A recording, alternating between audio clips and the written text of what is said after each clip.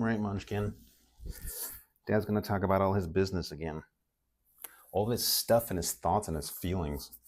Ugh, more feelings, more stuff. That's what the internet's for. Okay, boldest video yet. Arrogant claim. Whatever. How do you fix education? Can't even say education right. Education in the United States. I have gone to school in 3 states, Washington, Jersey, and California. Oh, and Florida, 4 states. Look, the education system in America is a system that's intended to push tens of millions of people through what is supposed to be a standardized system. I've seen it change quite a bit over the years. I graduated high school in the early 2000s, and then I finished college in the late 2000s, and then I finished grad school in the early 2010s. Went to some certificate programs and stuff since then. But something that's really struck me is your education system, anybody, any nation, is failing if you have to lower where the thresholds for various grades are. When I was in school, an A was in the 90%, a B was in the 80%, a C was in the 70s, and then D is in the 60s, and anything under a D is kind of irrelevant because you can't retain more than half of the information because your grade is in the 60s, which is effectively a reflection of your comprehension. And so you got to do it again.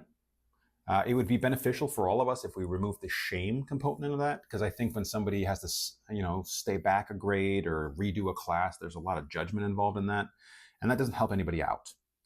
So that is one thing we can do, but that's not really what this video is about. There are two specific major things I think would benefit everybody in this nation and everybody around the world, because America has quite a footprint.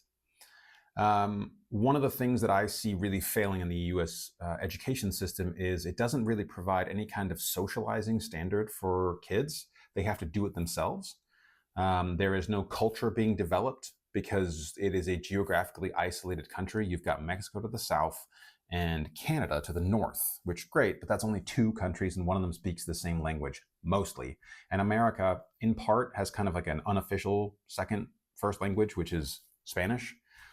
And a lot of us, everybody, at least to my knowledge, has to take Spanish in high school, at least for a couple of years. I did, and I came in knowing multiple languages, and that wasn't enough. I still had to take Spanish. Don Carlos, I see you, brother. Thank you for the years. Even though I don't know that I really know much anymore, but that's a long time ago. So one of the ways I think we can fix this, and one of the ways that I think we can adjust this, and we could actually do it in a single generation, which is remarkable, if we all, band together and do it together. So here's my proposal, if I may be so bold. I think it would be really beneficial if throughout the 4 years of high school, 9th, 10th, 11th, and 12th grade, so a 4-year high school model, could easily also work in a 3-year high school model, but a 4-year high school model, and we change it either to semesters or quarters. I think quarter system would be easier because there are then 3 modules in the year, first, second, and third quarter, because your 4th quarter is off. It's the summer. And what we do is every single student who maintains a B average or higher, so 84% and higher as a grade point average. So you have a certain degree of comprehension, you have a certain degree of developing critical intellect, and you have proven that you are capable of interacting with material, retaining it, proving it in an essay format, proving it in a standardized test format. I know a lot of schools are doing verbal tests now because AI is so prevalent. But whatever the school is, without cheating. Any student who does that gets to go for a quarter or 2 quarters or 3 quarters, but a total of 3 quarters to other countries. So let's say you are a sophomore. That, for those of you who don't know, that's 10th grade. And in your first quarter, you maintain that B. And then you also maintain the B in the next quarter and the third quarter. Now, if you want to, in your junior year, which is your 11th grade year, the next year, you can choose that you want to be a part of the group that goes to Japan. So you are a part of the 20 groups, the 20 students. Everybody's going to be paired off into 20 groups of 20. You go to Japan for 3 months, where you are for that quarter, which would be probably 10 weeks, maybe 12 weeks, could adjust that, not 3 months, and you are in Japan going to school with those same 20 students from your high school. Maybe we can mix and match. I don't know. That'll be up to the systems that be and what we choose to do. And we get 20 of their students that are at a similar academic level, and they come to our school. So everybody back home still gets an experience as well. Everybody who didn't make that, GPA, they still get that experience. You go over there, you learn about their customs, you learn about their culture, you learn about their history, you learn about their architecture. Why do you build a skyscraper that way? Why do you bake your bread this way? How do you view how to approach a mathematical equation? Oh my God, it's the same. Interesting. Now you know that there's a very, very interesting and exciting and sort of universally bonding language in numbers, in science, that we have a scientific standard for a reason because it affects all of us, and that you understand that the way that they eat there is different, and that has a direct impact on how you grow and your physiology. Maybe you fall in love with somebody you wouldn't have otherwise met. Maybe you make a new friend. Maybe you make a few new friends, and you would be staying either with the families, host families, as a typical exchange program, or perhaps we figure out a way to have a place where everybody stays, so you have kind of a dorm experience ahead of time. Something that in many countries and in America, kind of in the boarding school format, already happens from the age of 12. And then you come back after those 10 or 12 weeks. And then the next time, you can pick a different country. And of course, we will arrange all of these things with the different nations, so there are student exchange programs. And then you go to Brazil for 10 to 12 weeks, and you learn about their country and their customs, and you go around and you see part of the country. And those Brazilian 20 students, they come to, I don't know where you're from, Wyoming? They come to Wyoming. Imagine how exciting it would be to come from Buenos Aires and see, no, I'm an idiot, that's not Brazil. Let's go Brasilia or Rio de Janeiro, whatever. You come from some epicenter in their country, and now all of a sudden, you're looking at the Rocky Mountains. You're going skiing. You didn't even know how to do that before. You are eating a hot dog in a way that is an homage to Coney Island because they have Nathan's there. You get to go to McDonald's in America. Americans, you don't realize entirely how much of our day-to-day traditions and things that are just immediately accessible to us that are super exciting for other people. There was a little bit of this in social media during the World Cup because you got to see people get to explore things that you just kind of know as normal, like a gigantic gas station or something. And I know I've heard all of the BS about some of those accounts being fake and whatever. Pay attention to the fact that those people are trying to dismiss something that happy. And then you have another quarter where you can choose to go somewhere. Maybe this time you do want to go to Mexico. You just want to go to the neighboring country. Maybe you want to go to Germany. Maybe you want to go to Spain. Maybe you want to try to experience somewhere in Africa. Although that's probably not as likely because it does need to be an equal exchange, and it does need to be something where there's a little bit of academic parity. And right now there are, as far as I know, trust me bro statistic, about 7 nations in Africa that maintain that academic standard. I really need to look some of this stuff up. I got Chernobyl wrong last time, so who cares, right? My channel, my corner of the internet. And then you manage yourself well enough to continue to progress in your education, progress as a human being, but this time you're getting an entire layer of culture on top.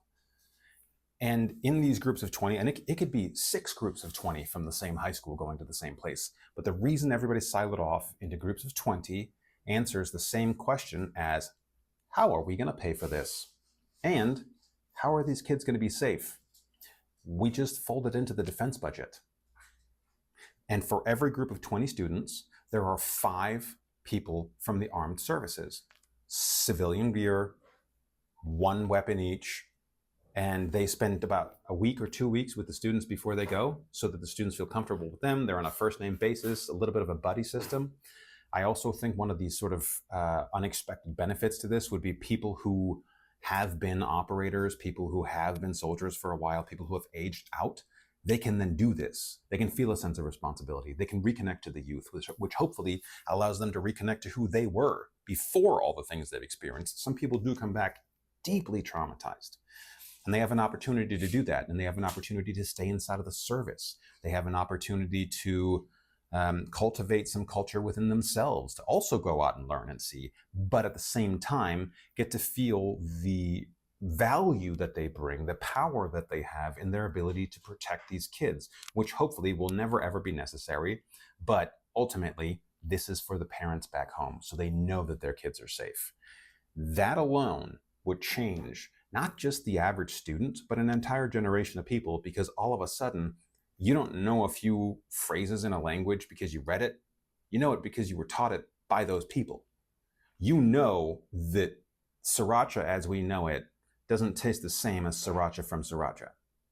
You know that the Belgian French fries and the Belgian waffles taste a little bit different in Belgium because you were there. And you got to get back to Micah because you're in love with her and she's in love with you. And this high school thing can't end quick enough. All of a sudden, those kids who go out into the world afterwards, maybe some of them end up in government. Can you imagine how difficult it is to wage war against a country where you know a few people, where it's not just some anonymous government force somewhere and a bunch of people that are just a population total and a series of exports? But nah, man, like I actually had the most incredible dish with my friend Xiaomin, and I don't remember the name of the city, and I could barely pronounce it. I think it was Beijing. It feels like Beijing, but we were just sitting under those lights. I don't know what they put in that. I think it was rice, egg, and maybe some kind of shrimp, but it is the most delicious thing I've ever had. You have memory now, and it's going to help you remember your humanity and the humanity of other people. You're not going to talk smack about Portugal when you have a friend from Portugal in the same way. And if you want to know about something that's happening in Portugal, you can now send them a text message directly to that person and get their impression. It is going to change everything in terms of how we operate within one another and in society.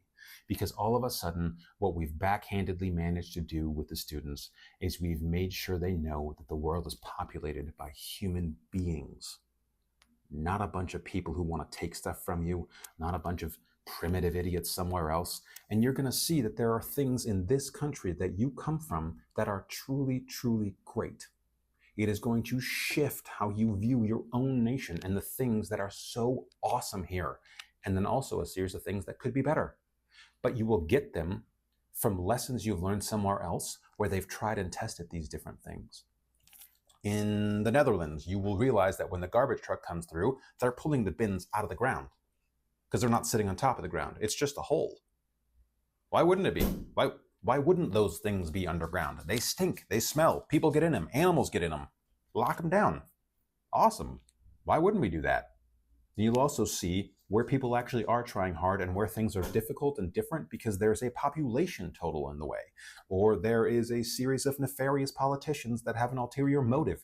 It's a lot easier to perceive reality when you have something to contrast your own reality with. Otherwise, it's really easy to get lost in the forest. So I genuinely believe that this is something that could work. I think that it is a massive orchestration, but I actually don't think it needs to cost a lot of money. I think we already have it. And it might be something that we could structure into whatever becomes the new Department of Education, if we do that. Another thing, college, the paper mill. Right now, tuition has skyrocketed over the last several decades because of the introduction of federal student loans and private student loans. It was meant to allow people access to school by subsidizing the cost, but what it has done instead is skyrocketed tuition prices.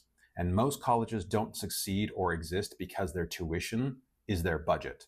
They need grants, they need tax money, they need things from the government in every conceivable way, whether that is literally money in different sort of functions, or they need to have the land that they're on subsidized. I mean, this is so far out over my skis, but I know that there are a lot of different things that happen behind the scenes in terms of how you pay for these academic institutions that has nothing to do with students at all. So get rid of that system and understand that that's going to have a serious effect on who can go to school and when, and that is actually the case. But you will very quickly see that trade schools will pop up everywhere because now there's an opportunity in that marketplace. Now there's a space that you can go and actually learn what being an electrician is. Being an electrician is. Maybe I shouldn't go be that. Because you're learning it from an electrician who might actually be able to take you on afterwards and hire you. You can also ask that person the realities of the career, which you can't ask your teacher because their career is teacher, and they're teaching you how to do this. They can't teach you how to do it professionally because their profession is to teach you about it. It's the great fallacy of academics. I went to theater school for years. Barely any of them until grad school had a professional career that didn't end 20 years ago. God bless those people, but that's the reality of it. Now, that's theater, but that's also the case in a lot of other aspects of each sector of the economy. So we need to get rid of that so that tuition can come down, and they're only going to take students who they actually know aren't going to default, which means, yes, that it's going to be isolated to wealthy people for a while. It is. But what you're learning in college isn't something that's really carrying you out into the future, because ask yourself this. Of all the people you know who went to college, how many of them are doing something professionally that relates to the degree they got? Any of them? I'm the only person I know who got a degree in acting that's doing it professionally. I'm the only one. And I'm not saying that because I'm better than anybody. I'm not. I might actually just be dumber than everybody. But that is literally a reality for most people. How many people do you know? 10% of them, maybe? Most people don't end up doing it. Most people end up doing something else. They fall into something else. So the other side of this is, if you get a degree from an institution, say you have an accounting degree with business accounting as your specialization, you graduate. Within 10 years of the day you graduate, if you can't get a job within that field, doing that thing, and maintain that job. So there are a bunch of caveats here. You got to be able to prove that you tried. You got to be able to prove that you're doing your best. If things don't go your way, it can't be because of you. It has to be because of some extenuating circumstance, or the fact that you're not capable of doing the job. But you got to try. At the 10-year mark after graduation, if you can't keep a job in that field, the school cancels every single ounce of debt you have. The debtor, the company, the bank that's feeding money back into the school while the school feeds money back into the bank, because it's two massive portions of the world feeding each other money while you pay for the cost. Consider how disgusting it is that in bankruptcy, with the exception of one type of chapter, I think it's chapter 13, you actually can't get rid of your student loans. And about 2% of people actually know that in terms of who actually declares bankruptcy, about 2% of people. This one I actually did look up. So you get an accounting degree, you can't keep a job in it, you can't get a job, and in the 10th year, your degree also goes away because you're not certified anymore. Because the whole thing is that school shouldn't have certified you to begin with, because they're either A, not capable of training you well enough because their education and their product and their service they offered you is porous. It's not good enough. It didn't lead to anything. Or two, you shouldn't have gotten that degree because you can't do that job, because either you just don't grasp it, maybe you're not smart enough, something we're not allowed to say, but maybe that is the case. Maybe this is a little bit too much for you. You got to find something else. Okay? Consider the fact that the only reason you got hurt is because people set you up to believe something that you aren't. That's it. And you have to be responsible for that. And you have to be accountable for that too. The beautiful thing is that means that there's something out there that you probably could do really well. You just haven't found it yet. You should not be laced with debt you can't get rid of while you go figure out what that is. So the school eats it on your tuition, which they then have to rectify with the lender. And the lender has to get rid of the interest. By the time we get rid of these federal student loans and these predatory student loans, the lender's not even going to need to worry about it because it's going to be on the school. How fastidious do you think they're going to be about who they graduate? How intensely do you think they're going to now interview all of the incoming faculty and making sure that everybody's doing their job? You're not going to have a bunch of bullshit administrators who were students last year who came in, now they just want to hide inside the academy, which I think we can all admit has been the harbor and the harbinger, the specter of pretty much all of the social bullshit we've had to endure for the last 10 years. It is literally just festering in the academy. I've done a different video on this too. We're downstream of it. And everybody's losing because they are not graduating people who know what they're doing, and they're also not hiring people who know what they're doing. We are literally drowning in graduate degrees. We are drowning in doctorates. A doctor used to be somebody you could rely on for your life and with your health, and now a doctor is somebody who can tell you what Shakespeare really meant. Come on. That's an insult. That doesn't mean that we don't all want to know what Shakespeare said, who invented 3,000 words and was probably multiple people. It means we need to be able to rely on people that we call experts, and the expert class will emerge again as a fixed point, and we need it because right now it's diluted and dulled. So get rid of the loan program and make sure that people who get certified as something are actually capable of doing that job. And if they aren't at the 10-year mark, they lose their degree, but they also lose their debt. They don't get the money back for what they've already paid. And that's how we're going to square this out so these schools don't suddenly go bankrupt, because we do need colleges and universities. It's important. But that has to be something we consider. Now, finally, R&D, research and development. There are a lot of schools who come off of massive endowments every year, massive amounts of money, billions of dollars, taxpayer dollars. And it is to fund all of these studies they do. A Stanford study, Harvard study, Harvard scientist says, Stanford educated blah, blah, blah says. A lot of these people, what they do is they enter the school, they're a graduate student, they're a doctorate student, a postdoc student, and they're literally getting paid to do their research, to research and develop a product. So specifically within biotech and pharma, there are so many companies who have done all of their research and development, all of their clinical trials, all of their, get it wrong, oh no, now you're not going to get sued because you're inside of a school time, under the umbrella of the school that is being paid for by the taxpayer, and on some small scale, the tuition payer. And then they take all of that research, I shit you not, this happens all the time. They take all of that research and then they patent it and leave the school and start a company using that product. And you, the taxpayer, end up paying for that product. You have literally subsidized how they develop that product, and then you have not gotten any profit out of them walking out into the real world and selling that product, but you do have to pay the price for that product. That, to me, is an unparalleled scam. And everybody understands that. The reason they keep letting it go is because there is a brain drain happening in America right now where people are leaving, and these different inventions come from other countries and other places. The place that invents it and the place where it is located generally does control it. So we need to get R&D out from under the umbrella, or we need to establish a system where if a product is developed under the umbrella of a government-funded institution, which every single university is, they either subsidize the country, the money goes back in and makes a bunch of different education way cheaper, which is how we solve the original problem, where how do we get rid of all of these student loans, the private ones and the public ones, the government ones? Well, all of the stuff that gets developed under the umbrella of the school could maybe kick back. You got to pay 15% of your annual profit margin back to the school. And if you don't have a profit margin, then you just lost 15% of your value, because we're going to get the money no matter what. That ends up subsidizing education, making it accessible to more people, keeping people out of debt, making sure the experts are experts, and all of the kids that come out of high school, they have a greater sense of culture, and there's an incentive to do a good job in school outside of just pleasing that teacher you don't like.